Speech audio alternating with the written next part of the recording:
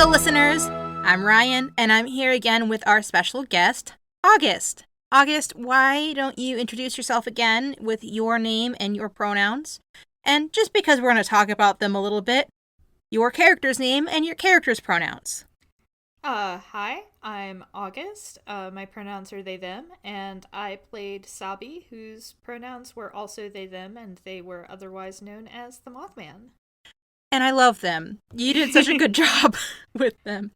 So I threw a few different ideas at you for things we could play, and you already had the rules to I Kiss Mothman Behind the RBs. Yes. Have you played it a lot before? No, I've wanted to play it for a while. I just never got around to it. So my secret is I have a very large folder of GM-less and two-player games. Unfortunately, I don't always get around to playing anything in a timely fashion. I mean, I get that. My experience is primarily Dungeons and Dragons with some Call of Cthulhu thrown in there. Mm-hmm. Part of why I was so excited about this new format is that it meant I could play new games. So I'm glad that this was a first for both of us. Yeah, it was really fun. Yeah. Did you know from when I brought it up that you wanted to stick with Mothman, or was that a more recent decision? I pretty much decided I wanted to play Mothman, just because I love Mothman. How can you go wrong with a very large moth person? And like you mentioned the Mothman prophecies, I watched that movie several times when I was a bit younger, closer to when it came out, and I have the book. And I lived in West Virginia for a little bit. I never actually made it up to Point Pleasant to see the statue in person, but you know, it's part of the local lore and stuff, so I would love to go see that statue in person. I know. With Sabi, you leaned a little bit more towards antenna twitches and sometimes more alien noises, but a lot of it was through those antenna twitches. Was that something you had also thought about ahead of time, or was that kind of organic in the moment? It was something I thought about a little bit ahead of time. One of the things that I enjoy about characters who aren't human is like exploring the ways in which they try to communicate that may not be necessarily legible to a human. So, other body language, you have different limbs, so your body language is going to look a little bit different, that kind of thing.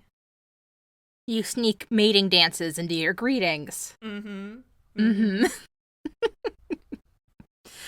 I loved Sabi so much while we were playing, and I am definitely going to end up doodling art of Monica and Sabi. It's gonna happen. Please be sure to ping me when it happens, because I love them and they deserve to be happy together. Yes, I will. And, just to throw it out there, if people do decide to do fan art of this episode, do you have a Twitter account?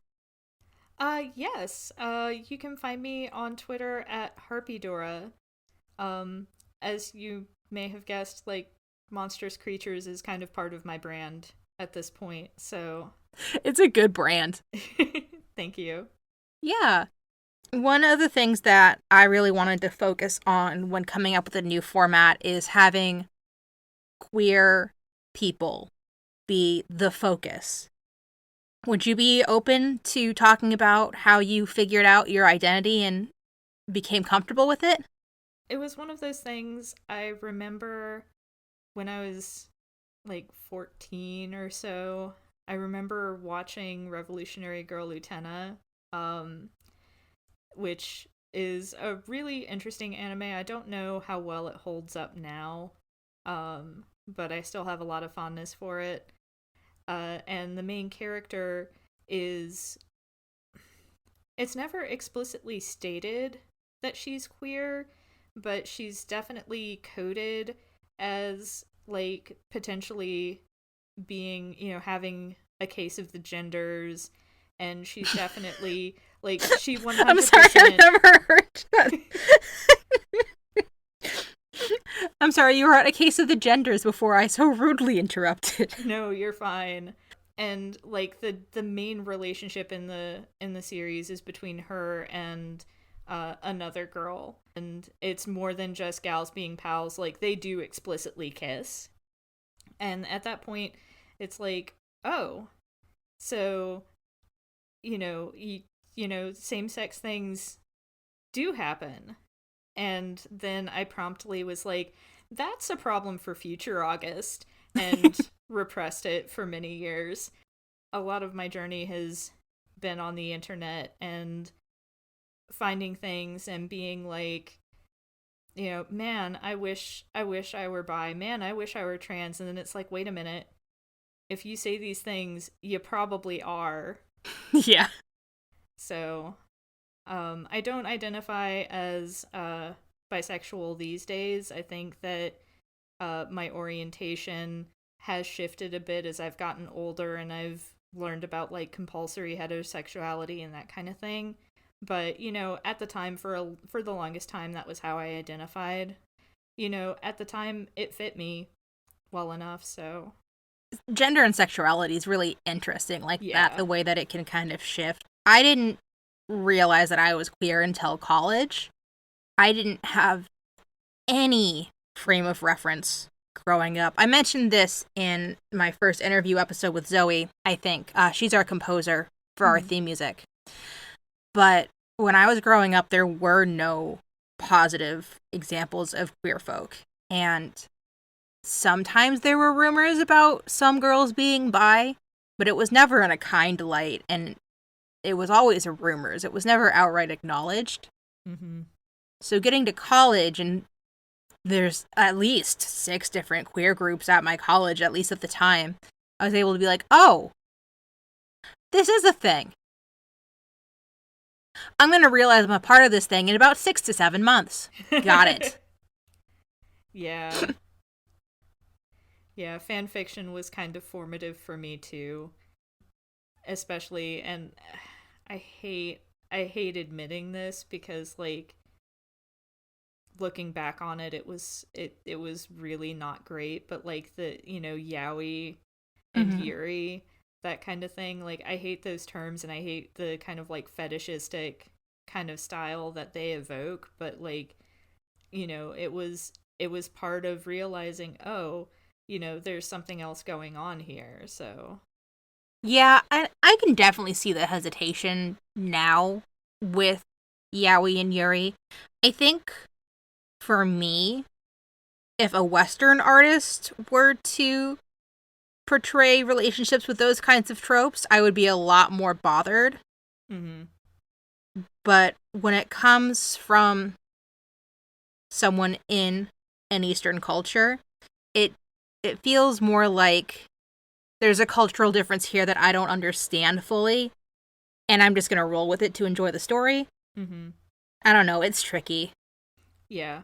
I mean, there's definitely a lot of cultural differences between like what a Western audience would expect based on that term versus what an East Asian individual would expect based on that term. So, like Western quote unquote yaoi and yuri, I don't think have terribly much in common with their roots anymore. But also, it's been a hot minute since I've read anything that was labeled yaoi or yuri. So Yeah.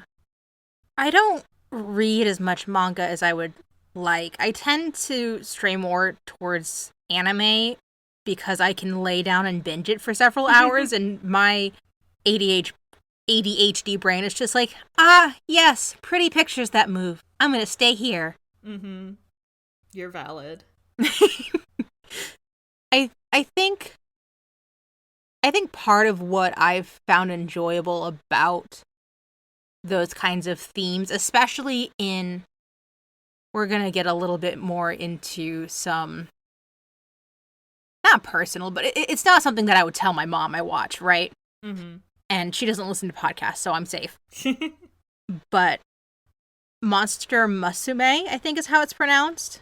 Oh, the one with all the monster girls? Oh my gosh, yes, it's so cute, but it's also like really ecchi.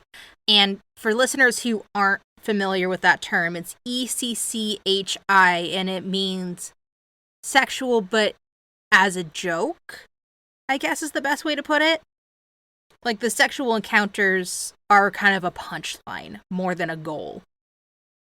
And I love that show. All of the characters are really cute. And yes, it's a harem anime, but the main character is such a dork who is only drawn as an attractive young man when the girls are fawning over something cool he maybe accidentally did.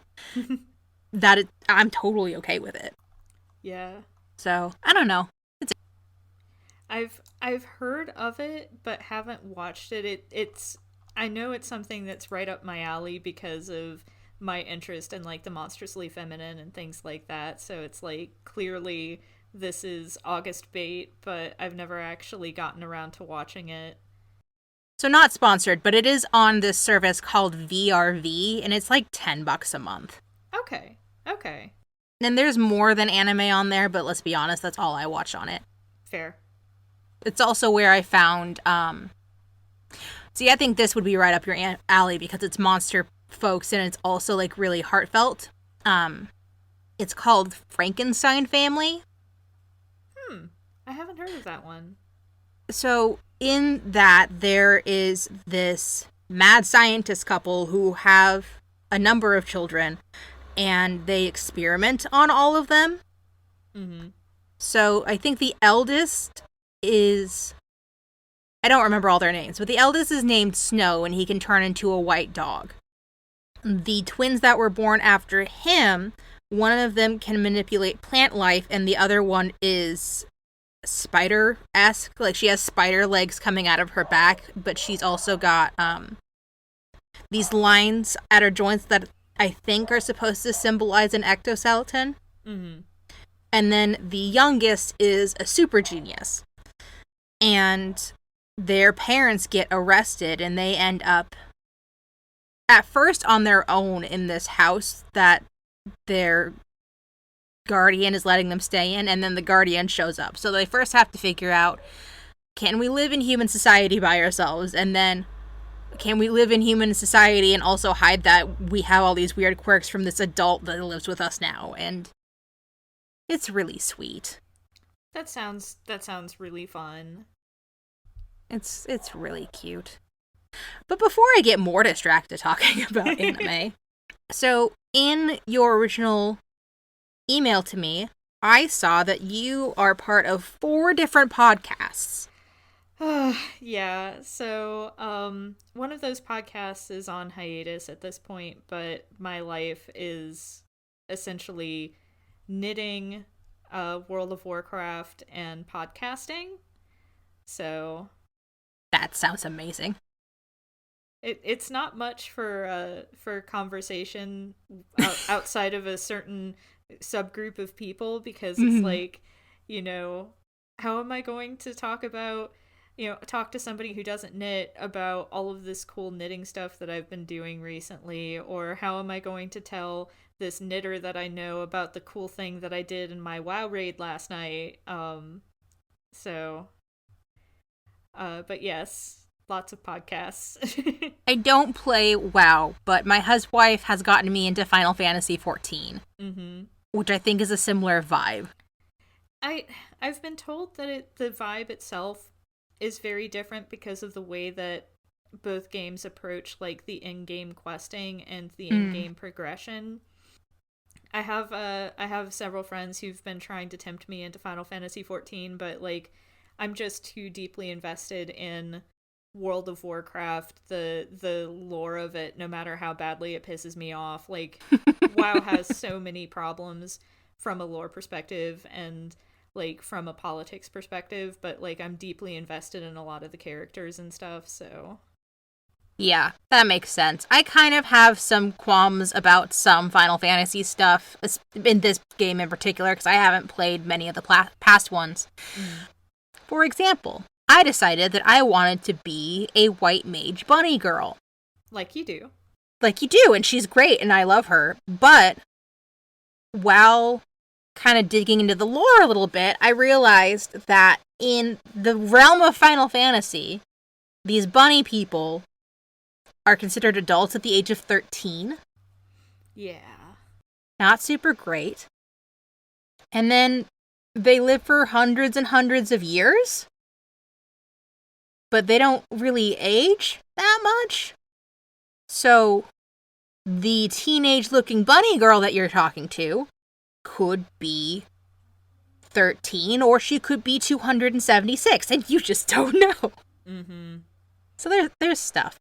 But let's talk about your projects a little bit. You said one of them's on hiatus right now. Yes. Um, that one is Equestria Gaze, which is where my now fiance and I would talk about My Little Pony: Friendship is Magic. I We, wondered.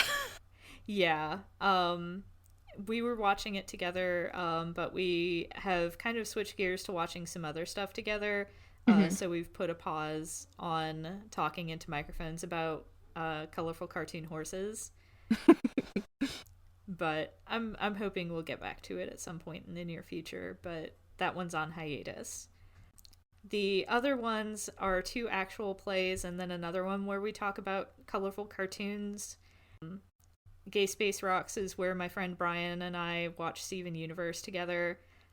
Brian's seen all of Steven Universe before, and I've only seen a smattering of episodes, and as a queer person on the internet, I have absorbed a certain amount of knowledge. Yep.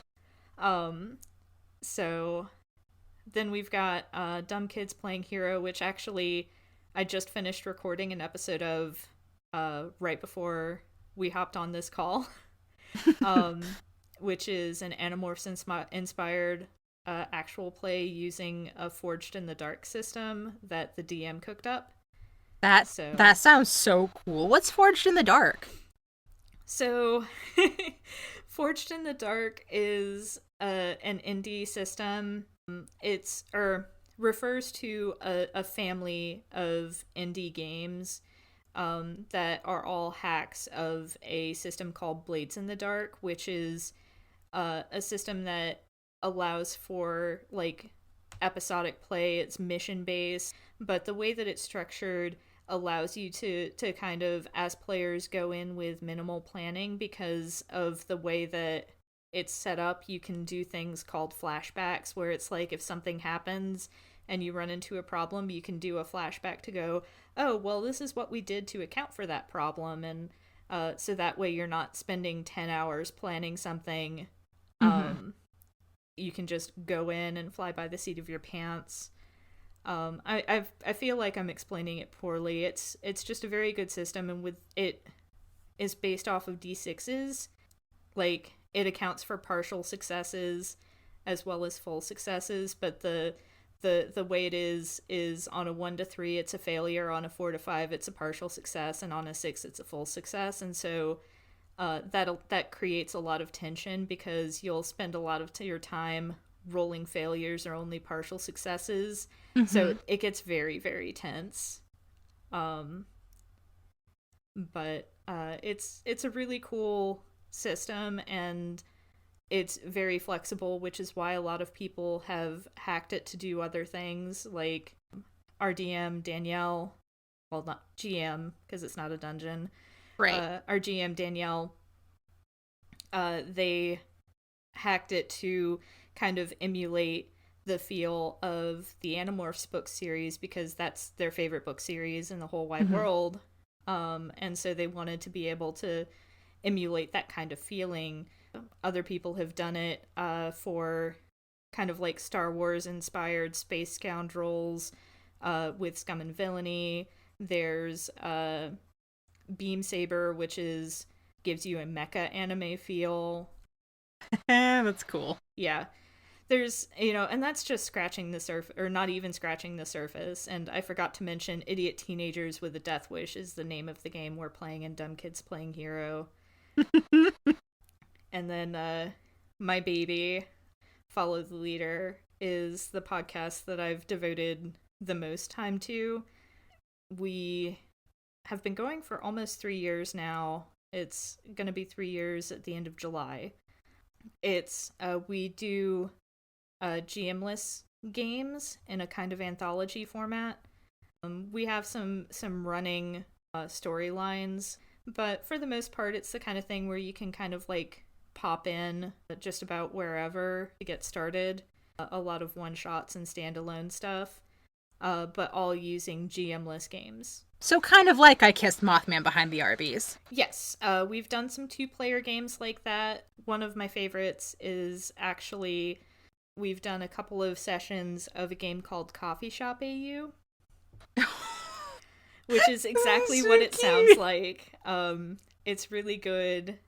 It's kind of similar to Forged in the Dark, because you do have to make dice rolls at certain points to determine whether or not you actually successfully perform an action that will demonstrably progress your relationship, because it's supposed to be a slow burn. Mm-hmm. So, like, when you're about to give the other person your number, you have to roll a certain number of dice, and that determines whether or not you're successful, or whether you get interrupted, or whether you chicken out. Mm-hmm. It's very fun. I'm gonna have to look that one up. That sounds great. Yeah, I can give you links. Fear not. Please do. Hey everybody. This is going to be a bit of a weird situation sound-wise because I am recording in a high school locker room because I'm substituting today. But I wanted to thank you all for listening to The Games Afoot. I am planning on hammering out those Patreon options over the weekend. So that's patreon.com/TGIA podcast. If you or a friend, or really just anyone that you are tangentially acquainted to, are interested in being on the podcast and are part of the LGBTQIAP plus community, please reach out and let me know. That is at thegameasafootpodcast@gmail.com. So it turns out I only had 2 ads supplied by August for these 2 episodes. So we are going to play you a quick ad for Gay Space Rocks, and then our sister podcast on the network, Sword of Symphonies, as well. After that, I'll hop you back into the show. Thanks! If you're a fan of overly analyzing children's media, 2 queer friends having a good time, and revolutionary girl Utena, then you may want to check us out. We're the Gay Space Rocks, a Steven Universe watching podcast where we watch Steven Universe. We go through the show 3 episodes at a time, pulling out and discussing the themes and ideas presented. We also make a lot of crude jokes. You can catch us every other Wednesday on your podcatcher of choice. See you there. One time on Sword of Symphonies, our captain played an accordion number for a demon as a backing track to the story the demon was telling him. This one time on Sword of Symphonies, there was a rodeo rider on a giant eagle bird thing, and it was rad. She's gonna take her jacket and try to put it over the bird's eyes, like create a blindfold. I would once again like to reiterate what could possibly go wrong. This one time on Sword of Symphonies, the crew dug up some buried treasure. No, look at this moss. It's attached to a shovel. Look, I love all 3 of you, but Tissa is my favorite. My favorite part of Sword of Symphonies is the majesty of the spellcasting. Brilliant carnival. Starlight stars. Flying shark. Knife pain. Fries bolt. So if you'd like seafaring adventure, a lot of game design talk, music written in-house, and a lot of whatever that was just now, join us every week on Sword of Symphonies. Yeah, so games like that, other games that are kind of known in circles, but a lot of stuff that's by smaller creators. One of my favorite things that we've ever done uses a game called You Can Check Out Anytime You Like, But You Can Never Leave, which is heavily inspired by the song Hotel California. Mm-hmm. But you play in a kind of like quasi-haunted hotel where you can't escape from it, and you can play either a guest, a staff member, or an anomaly that like haunts the hotel. And it's a very good game. It's by Marn S. at Corpse Survivors on Twitter. And I think it's some of the best stuff that we've ever done.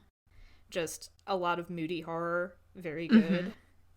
But That makes me think of, have you ever heard of the Jolene game? no, I have not. Please continue. Oh my gosh. Okay, so I love Dolly Parton, first and foremost. Mm-hmm. Dolly Parton's amazing. I'm sending you a link to where there's a pay to download. It's pay what you want, but I'm also sending you the image because that's how I first saw it. And I don't care. Here we go. I enjoy the byline here. Yeah, so in Jolene, you are playing in a group, and one person is Jolene, and everyone is trying to convince Jolene not to take their man. And there are varying levels of difficulty. If you really want to make it hard, you have to do it in song to the tune of Jolene. And I've never gotten to play it before, but that game made me think of this game, and now I want to play it again. Oh my goodness, I'm gonna download this. Do it. It's delightful. So good. Just to give listeners at home a bit of a taste, I'm going to read you a little bit of the rules. One of you is Jolene. You have come to take the men who roam this town away, as tribute, as workers, as food, or trinkets or trophies. The rest of you have a man to save. Your man is precious to you. With your words, you must protect him from Jolene. When she leaves, one man will be left untaken, for Jolene is as merciful as she is magnificent. Yeah, I'm downloading that right now. This is good. So good. So good. How long have you been doing these different projects? I've been doing Follow the Leader the longest. Like I said, we'll have our 3-year anniversary at the end of July as far as release goes. We're actually coming up on our 3-year anniversary of starting to record in mid-May. So that's super exciting for me. We've been at Dumb Kids for over a year now. I think it was a year in December, maybe? Brian, please forgive me. I don't remember how long we've been at Gay Space Rocks. Even though it should be super easy because we release bi-weekly, so I should just be able to take the episode number and divide it by 2. That's math. Or multiply it by 2, and that's the number of weeks we've been doing it, but... That's math. The show's called Gay Space Rocks, not Math Space Rocks. Yeah, I'm too gay to count, so it's fine. Which is weird because I actually did pass my calculus class by the skin of my teeth. So, it's not like I don't understand numbers, but no. I barely passed my college math course, and then to get out of taking another college math course, I took video game design. And I also barely passed that class, but in my defense, the final project was to make a game on your own, and nowhere in the instructions did it say, make a game on your own using stuff I didn't teach you. Because the professor was just like, all of the components of your game are things we did in class. Yeah. That's how tests works. Yeah. Yeah. Anyway, so you said you'd only seen like a handful of Steven Universe episodes. Are you recording your podcast episodes in order of the show episodes? Yes. We're going by the original intended release order, not the actual release order. So season 1 was a bit jumbled up near the end. And as far as like, if you were expecting release order, we went out of order. But basically, every 2 weeks, we watch 3 episodes, take notes, come together, and talk about those 3 episodes, generally for a couple of hours, because we're both kind of long-winded when it comes to colorful children's cartoons. How far are you in? We're a little ways through season 2. We just got... the last episode that we watched was Keystone Motel. That's a good one. Very good one. It's It's been good. I've really been enjoying Steven Universe. It's really interesting because the creators very clearly also watched Revolutionary Girl Lieutenant. Oh yeah. To the tune of, shot for shot recreating scenes from the show. So Oh yeah. I've caught quite a few references, and I haven't even watched Revolutionary Girl Lieutenant. yeah, it's a lot, but it's very good. Sometimes it's just fun to see if we can catch all the references. But yeah, it's been really enjoyable. It's really interesting, you know, seeing it for the first time myself, and also, talking about it with someone who's seen it multiple times, like Brian has, and the way that like our different experiences color how we interpret the show. So Are you going to be including Steven Universe Future, or are you going to stop at the end of the straight up Steven Universe? I believe the plan is to do Steven Universe Future, but that's also a ways off. Yeah.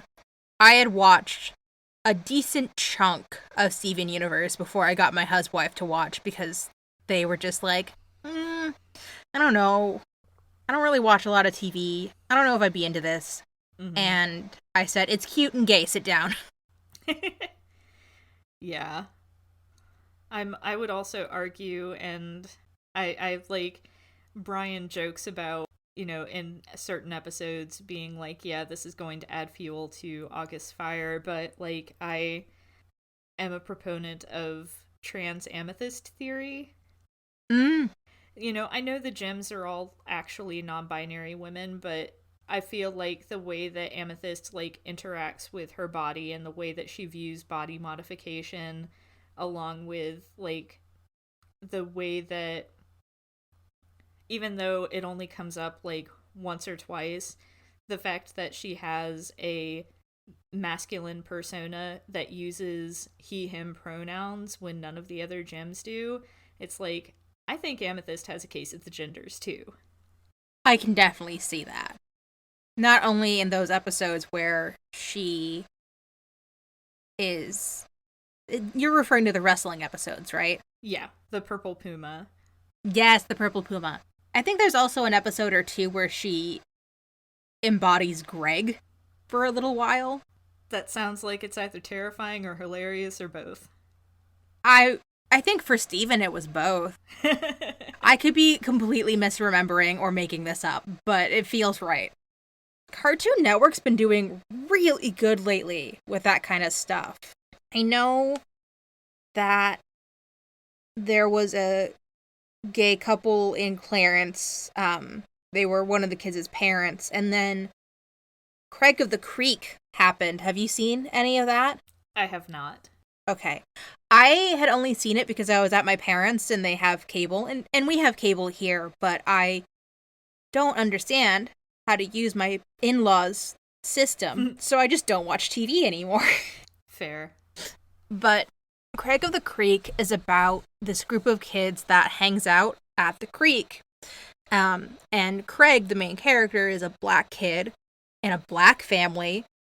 They're not just shaded a darker color. They have features that are clearly representative of these different African American people. So that's really cool. But it's also that the world in Craig of the Creek is so varied that you're never going to watch 2 episodes in a row and not find someone new that you didn't expect, whether that's racially or ethnically, or it's sexuality wise. There's an episode where there are these girls who are clearly into each other, even if they're not dating, who are like upset about the fact that one of them's going off to college and the other one's going to stay in high school.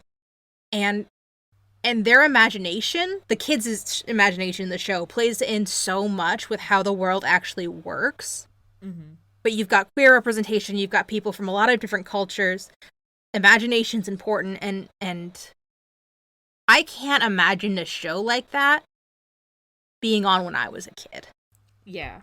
I don't know. I just really appreciate it. I don't think Cartoon Network's been given enough credit for making these strides when compared to, say, Disney, who had one gay couple in one episode of... Yeah. Which... What was it? That show with the little girl whose character's name was Charlie, and I can't remember the title. I know what you're talking about, but I can't remember the title either. Yeah, they had that one episode. There was backlash. I don't know if it ever aired again. Yeah, and it's so frustrating because, like, my fiance and I are watching Star versus the Forces of Evil. And it's like, yes! Marco is so clearly trans. Like, there's absolutely no way that boy is a boy. But, you know, they'll never pull the trigger on it, even though he's so heavily coded as a trans girl. It's wild to me, but... See, I always saw Marco more as gender fluid. I can see that. But still, Disney's not going to pull the trigger. They did the one thing with that Charlie show that I can't friggin' remember. And they hinted at a character in the live-action Beauty and the Beast being gay without actually letting him have any romantic success, and yeah, I think that's it.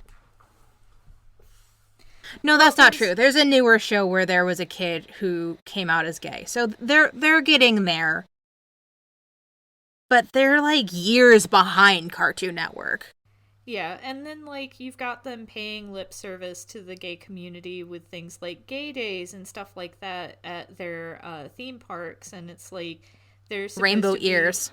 Yeah, but, you know, they're not really actually doing anything. It's just rainbow capitalism. And I say this as somebody who very dearly loves Disney World, but, you know, it's the dichotomy of, man, love Disney World, hate Disney.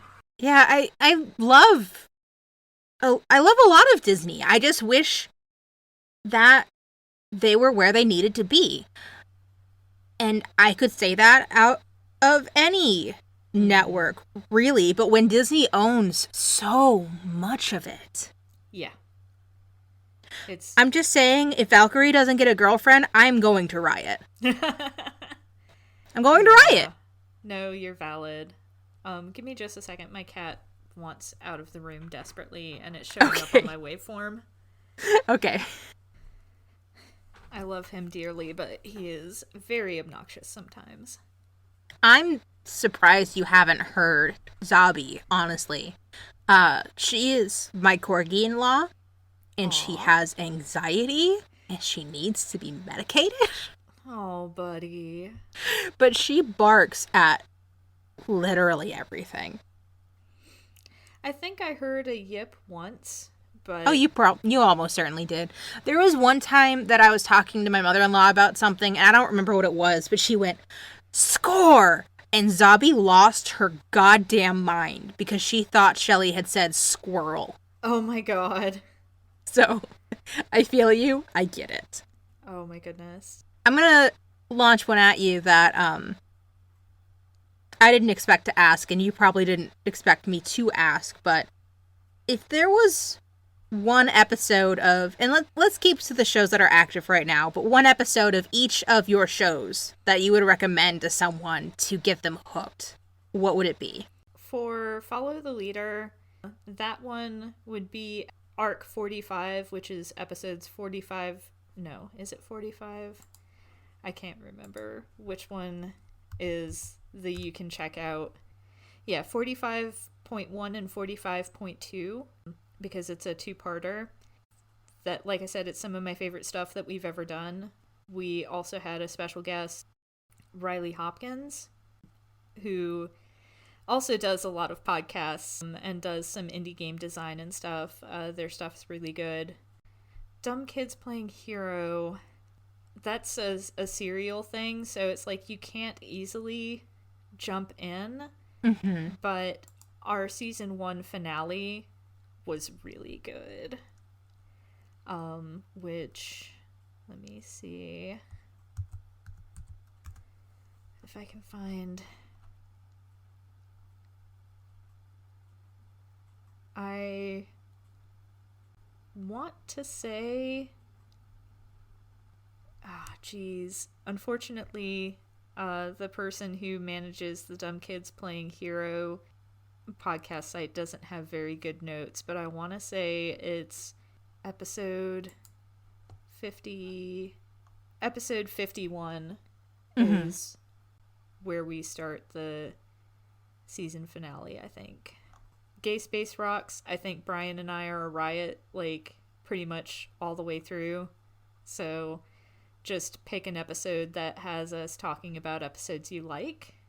I think with Equestria Gaze, even though it's on hiatus, I think episode 8 is probably the best. We have Dirk on, although they went by their dead name at that point. So, but we had our friend Dirk on, and we ended up talking about the My Little Pony's problem with race in that episode. I feel really proud of the discussion that we had, and it kind of embodies like how we can love this show, but also how we can criticize the show where it deserves to be criticized. Yeah, those conversations are really important to have.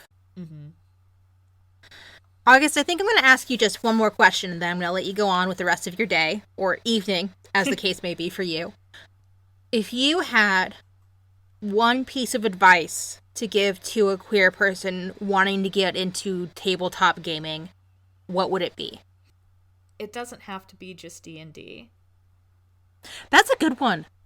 I immediately, like, if I were allowed to have more than one sentence, I would immediately be like, there's literally a game called Thirsty Sword Lesbians. You don't have to just play D&D. I've heard of that one, and I need to get my hands on. Oh, it's so good. I just got my hardcover copy in. It's gorgeous. It's got such a beautiful finish on the cover. I got to run a one-shot of it for one of our charity streams a while ago, and oh my gosh, it was so much fun. The mechanics and the way that it focuses on the characters are just mwah. It's so good. Yeah, when it comes to playing things other than D&D, I told you the only other thing that I had really played before this show was Call of Cthulhu. But Zoe and I played Monster of the Week, which sounds similar to the Forged in Darkness as far as mechanics go, except instead of 1d6, it's 2d6. There's a reason for that. Because Blades in the Dark actually kind of is a hack of the Powered by the Apocalypse games, but it went so far afield that it's its own thing now, but it has its roots in Powered by the Apocalypse. Oh, yeah. Gotcha. Yeah, but that game is so much more accessible to a new player than Dungeons and Dragons. And I love Dungeons and Dragons. I've been playing Dungeons and Dragons since I was a freshman in high school. But it's not an easy game. No, it's not. And I mean, I say this as somebody who spent hours and hours and hours with 3.5, just making character sheets just for fun and stuff like that. I did that too. It's not an easy game to pick up, and it can be very crunchy. And if you like crunchy games, if that's your thing, like, more power to you. But I really like the narrative first games, like the Powered by the Apocalypse style thing.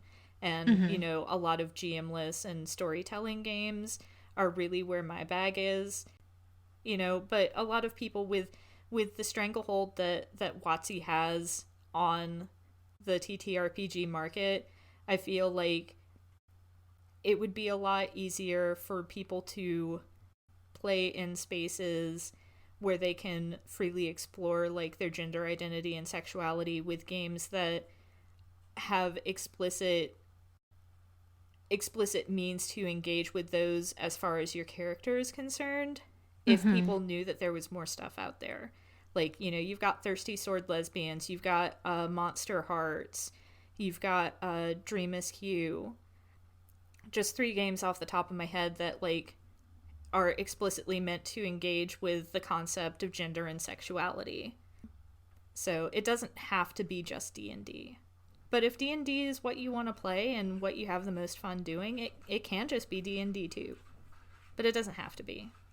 Yeah, I think I think that's a good place for us to leave off. August, I want to thank you for joining me today. This is the first time that we've met, and we had a great time with I Kissed Mothman Behind the RBs. Yeah, it was very good. I really enjoyed playing with you. Me too. If we ever decide to have you on again, maybe we'll have to do, like, a sequel movie of these two. Sure. And, you know, there's always the possibility that we steal you for FTL, so, you know. I'm down. Heck yeah. Heck yeah. Alright, everybody, I'm going to keep this nice and short. That concludes another episode of The Game is Afoot. Make sure that you check out the previous episode of August and me playing I Kissed Mothman Behind the RBs, and I will make sure to link that in the description below, as well as the Jolene game that we talked about. I'm going to link that too. Please do check out our Patreon at patreon.com/TGIA podcast. And again, if you or anyone you know, even from a brief conversation at Wendy's, is interested in playing with me and doing an interview and is part of the queer community, hit us up at thegameisafoot@gmail.com. Thank you, as always, to Zoe Hovland for our theme music, and we'll catch you next time. Thanks again for listening to The Game is Afoot.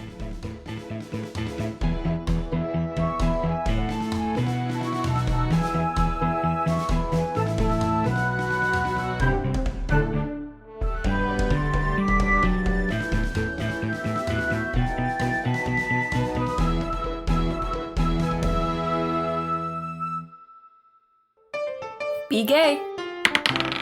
Roll dice. An LGBTQIA actual play podcast network.